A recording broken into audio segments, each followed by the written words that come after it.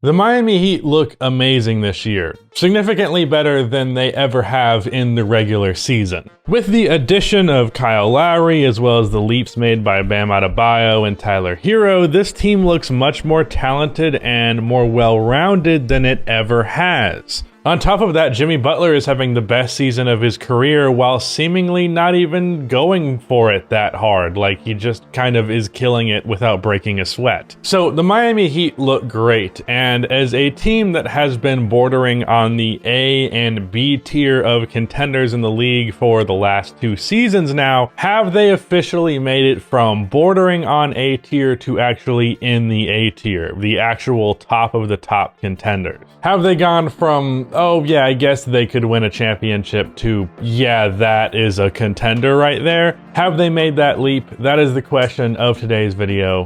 Let's talk about it. Before I continue on with this video, about half the people that watch these videos are not subscribed, so if you fall under the 50%, then please subscribe. Also drop a like on this video. It only takes 1 second and makes a massive difference. I am going to be uploading 6 days a week in December to hit the goal of 200k subscribers by the end of the year. So if you are watching this video and you are not subscribed, if you end up enjoying this video, please do me a favor and subscribe to the channel. It would be much appreciated. Also, if you have not seen it already, my newest deep dive on mental health in sports and how it is discussed is out, and it's my 3rd best video that I've ever made. So if you have not given that a watch, I'd appreciate it if you did so. So the best way to determine if the Miami Heat have really reached the top of this conversation of contenders in the league is by comparing them to what they looked like in the years past. Now, really, the main issue with the Heat has not even been their fault. It's just simply been talent. They just haven't been as talented as the teams that they've faced. They've had pretty much everything right that you can have right outside of talent, but at the end of the day, if a team has 2 superstars and you have maybe one, it's not going to work out for you, at least at the highest level. The Heat made it all the way to the finals in 2020 when not a soul expected them to do so, so I can't knock them for just not being as talented as the Lakers. Ultimately, that's just the unfortunate circumstance they deal with. But looking at how they flamed out in the first round versus the Bucks, the bigger issue there was how much the team relied on Jimmy Butler as the sole offensive initiator. Because the Bucks figured out how to shut down Jimmy Butler, once they had that down, that was the series, because try as they may, Goran Dragic, Bam Adebayo's weird pull-up shots where he was not aggressive going to the rim whatsoever, and then Tyler Hero shooting 31% from the field, and them desperately hoping Kendrick Nunn can do something, that was just not going to cut it versus the Milwaukee Bucks. They shut down Jimmy Butler, and that was the series. But now, look at this year's Miami Heat team, and imagine them in a similar situation where Jimmy Butler once again just gets absolutely shut down by it's the Bucks or somebody else. They now have Kyle Lowry, who is much more capable of a carry job than Goran Dragic. Even if he has struggled scoring-wise so far this year, he's definitely more capable of it. Bam has been a lot better at asserting himself physically this year. He's shooting more at the rim and getting to the line more. Now, he did make a significant leap in this area, and he has gradually regressed back to what he was. But in general, I think he's going to be better about asserting himself and not shying away from contact. And of course, there is Tyler Hero, who as of right now is running away with the 6th Man of the Year award. And I personally think that his level of production is going to hold up. He's been a lot better about getting to his spots, and it's resulted in cleaner looks. Even if he's someone who does take a handful of difficult shots, he is just better at getting into those shots comfortably, when he would previously kind of just take a difficult shot for difficult shot's sake. And the result is very clearly different now that he is getting cleaner looks and he's more confident and the shots are dropping. Suddenly, a guy who turned into an absolute zero in the playoffs looks like a guy who can drop 20 a night on league average efficiency. Another big factor outside of just individual scoring in the Bucks series was the playmaking. When Jimmy Butler got shut down, not only was he not scoring the way you would like him to, but he was also not really getting downhill and making plays for his teammates like you want him to. The Heat came to rely on Jimmy's drive and kick game in order to generate clean looks. Now with Kyle Lowry, he's getting 7 assists a game and throwing full court passes like it's just a casual thing to do, as Kyle kind of always has. So you'll notice now when you watch the Miami Heat, there will be long stretches of time